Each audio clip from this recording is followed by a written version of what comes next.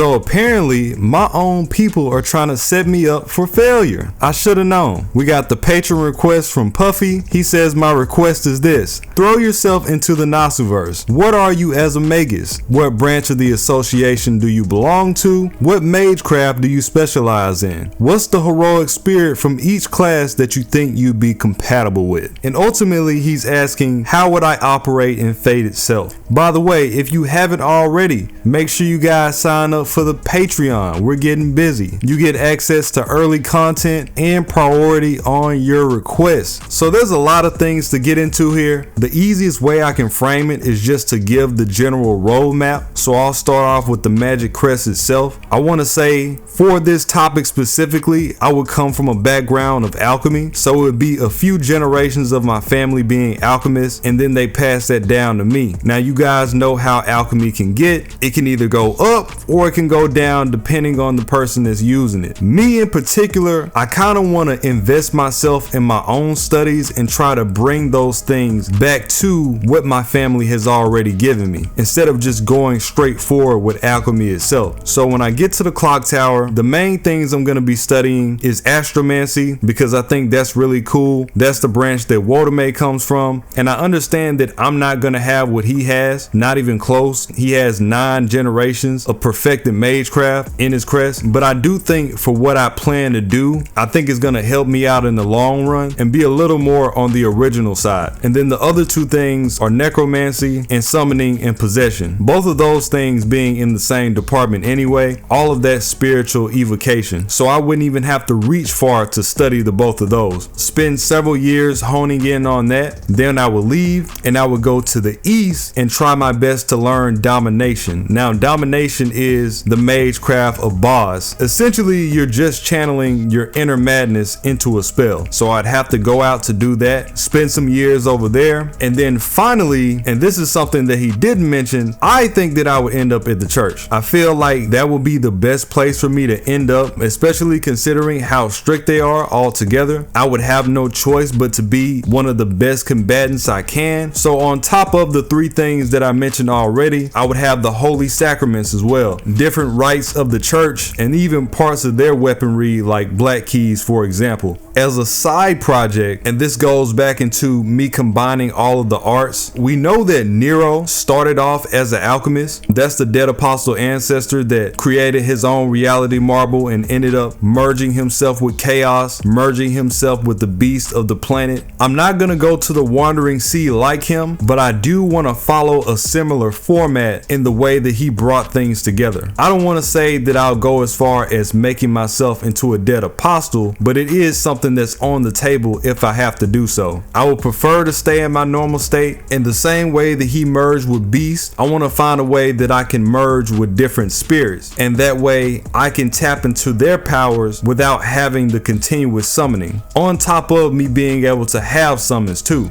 And when I say spirits, I don't mean like a demi-servant or something like a class card. I'm more so talking about merging with creatures than people. Mythological creatures, fairies, demons, the undead, things like that. And one thing that I do want to lock in on is creating a stand. I know it sounds crazy. I came to Fate to be a JoJo character. It's not necessarily a stand, it's more so of spiritual limbs. And this is just hoping that I enter mastery in my field to begin with. But if I can create spiritual limbs that are extremely powerful, so when I throw a punch, it's like a ghost of me throwing an extremely powerful attack. That way I can be something that poses as a threat, even if you're servant level, or if my servant just so happens to not be around me and I'm not just stuck here looking stupid because I don't have somebody to protect me. I should be more than fine with just a church training to begin with, but that's really gonna take it up several degrees, I feel like. And then as a side project just for me, I want to spend time to create certain technologies that I can use in the field that have nothing to do with Magecraft at all. So again, that goes into just having these fail safes in case the Magecraft doesn't work. work. So in the event that somebody does nullify my Magecraft in general or one of my spells, I'll have that as a backup and I can just continue fighting that way.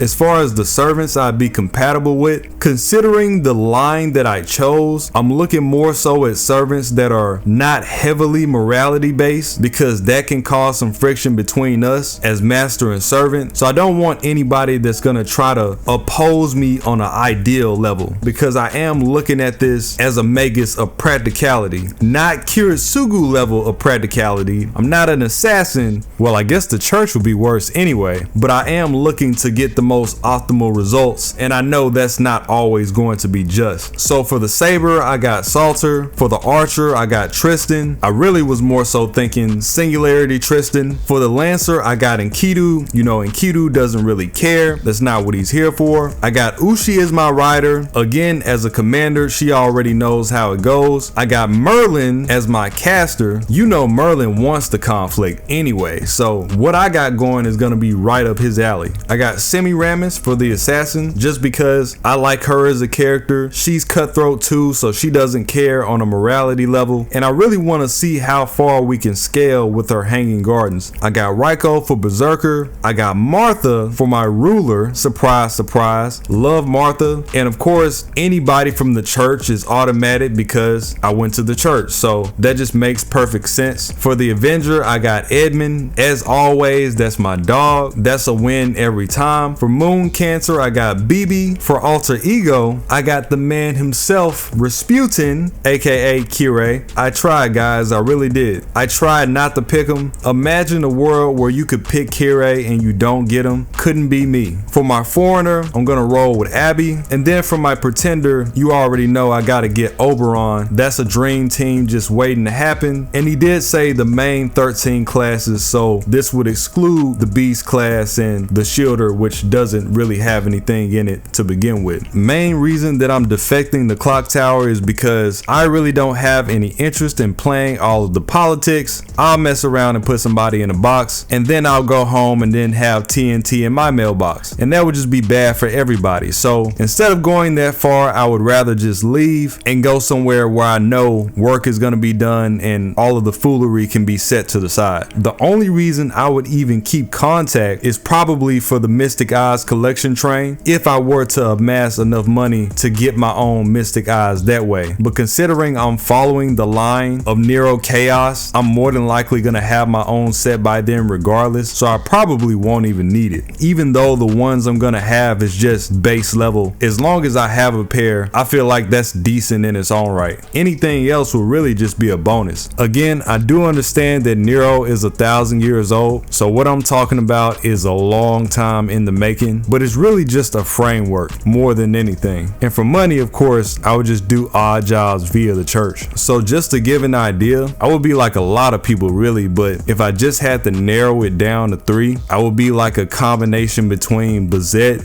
Kyrie, who is Mordred's master, and Muram Solomon from the Burial Agency.